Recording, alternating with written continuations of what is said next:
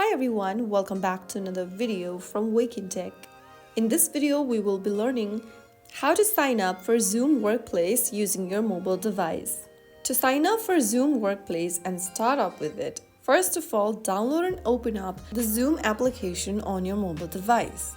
In the welcome screen, go ahead and tap on Sign Up to create a new account.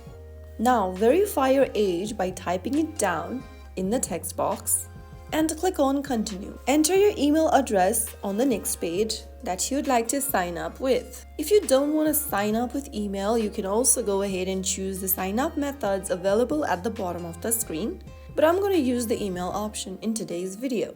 After typing down your email, click Continue.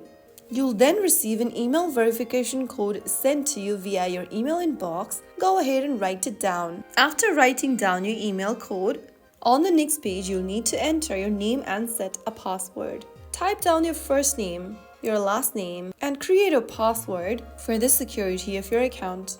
Make sure to provide a strong password. Finally, click on Continue. Right after you do that, you have now signed up for your account, and your Zoom Workplace account is ready for use. Now you can host and join meetings, use chat and messaging, share your screen, create Zoom rooms for channels or teams, integrate with calendar apps, etc.